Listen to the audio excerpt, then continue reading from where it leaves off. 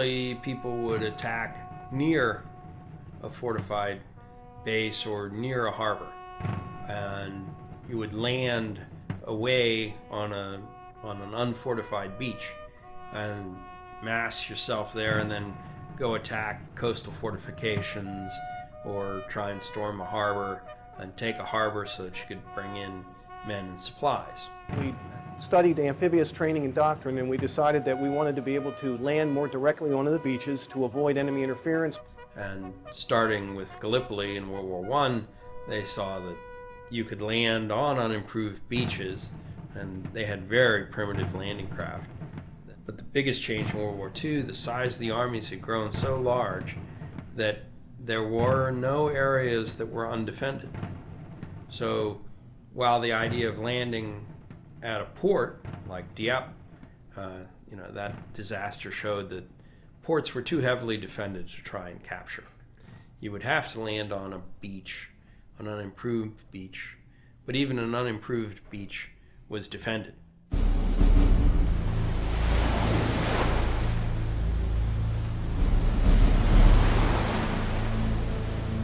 Andrew Higgins was a civilian entrepreneur who designed a boat in 1926 that would be able to work on the Louisiana Blackwater. And one of the things he saw when he came to New Orleans was a need for a boat that was able to land on an unimproved shore. In this area we had a lot of oil and we had trappers. And they were often working in the coastal waters and bayous of Louisiana, and they needed to be able to land on an unimproved area, an unimproved beach, and unload supplies or load supplies and then pull off again. And what you need on a boat to do that is turbulent water at the bow so that you can run in very shallow water, and you need nice still water at the stern so that the propeller doesn't cavitate. And he kept working on different designs and trying different things. And the story goes that one day his crew was building a boat and they'd pulled some braces out of the inside of the boat before they were supposed to. The hull shape warped, and Higgins was very mad at them, and he said, "Well, go ahead and finish it." And it turned out that that was a shape that lent itself to turbulent water at the bow and still water at the stern. And he improved on that and eventually built what he called his Eureka boat. And that was looks today more like a cabin cruiser.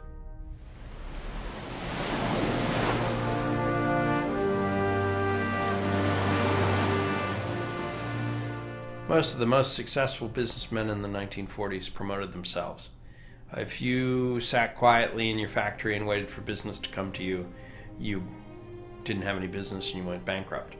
Higgins had great confidence in his product, and he went to great lengths to ensure that everyone knew he had that great product so that he could sell that product and advance it.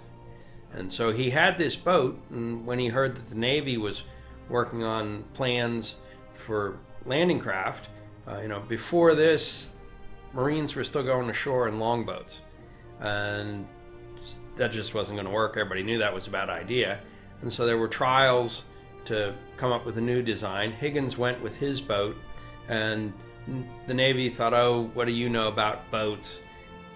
He created a competition between the Navy's idea of what a tank landing craft should be and his idea. And his idea was, in his judgment, much superior.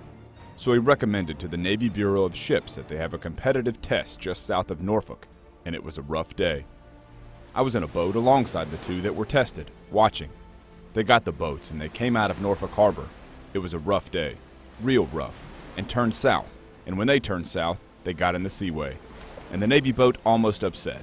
The crew hanging onto the boat, our outer skin of the boat. Higgins turned, went in, landed, retracted, landed again 3 times, no problems.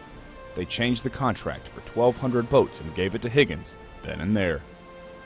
Captain Victor Krulak, U.S. Marine Corps. As many industries did, they did start out small, and as they got contracts, they grew and grew and grew. So the first boat he came up with was classified as the Landing Craft Personnel Large, which didn't have a ramp on it. The LCPL has several bulkheads across the vessel so that the troops aren't all sitting in the troop compartment at the beginning. So either you jump off towards the stern or you have to get up and move forward across, the engine was right in the center of the boat. And unfortunately, the men had to clamber out over the sides, which made them vulnerable to enemy fire. So they decided to modify it by incorporating a ramp so that the men could literally advance directly out of the boat. There are various stories of how the ramp came about. One of them indicates there was a Marine who was in China and saw a Japanese landing craft with a bow ramp and sent pictures of it back to Washington, and this eventually filtered back to Higgins. And so eventually they do end up with the LCVP, Landing Craft Vehicle and Personnel, which is built with a bow ramp, and that's the classic Higgins landing craft.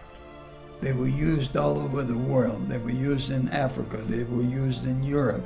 They even brought these kind of boats inland across the Rhine River into Germany.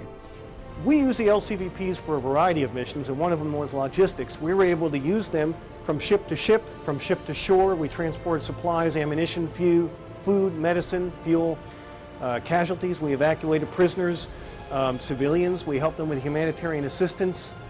When you look at World War II, there were more casualties in the 8th Air Force than there were in the United States Marine Corps. Of course, when a B-17 or B-24 is hit, it's headed down and everybody on board, sometimes 2 or 3 men would get off, but often the whole crew is lost. If 10 Marines hit the beach and a shell goes off near them, 2 or 3 might be killed and the rest might be wounded, but they can very quickly, in relative terms, very quickly be gotten off the beach and back to a hospital ship.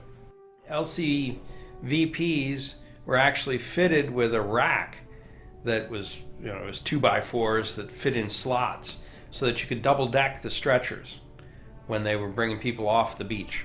They could bring, of course, people who were mobile or stretchers. There was a lot of space inside. It was easy to load them through the ramp. And oftentimes they would go back either to hospital ships or LSTs. And LSTs, once they had dropped their loads of tanks or trucks or whatever, were set up to be hospital ships. They often contained extra doctors and things, with the understanding that they would be a portable hospital, provide early care, first on, and then when they were full, they would go back, in this case, to England or go back to some rear area. The LCVP made a great small barge, small lighter, self-propelled, lots of cargo space, could move material between ships, from ship to shore. We used to pick up supplies and bring it to the island, and they would put it in storage. And if a future ship needed any particular plot of supplies, they would call it in, and they would put it in cargo nets and have it available when the ship arrived. And then they would put it in the landing craft, would bring it out to the particular ship that ordered it. They'd put a hook down, would hook up the net, they'd put it on the boat, ship, and when they completed, give us the net back, maybe pick up a second load, and that's how it was done. Over 20,000 LCVPs were produced, and I believe the figure is that over 98% of the craft in the Navy were Higgins design. Many of which were built by Higgins, but Higgins did have other plants that were using his designs. So, the vast majority of vessels in the Navy were Higgins. And thus they had the development of the Landing Craft Vehicle and Personnel, LCVP, which General Eisenhower pointed out was one of the most important Allied inventions of the war.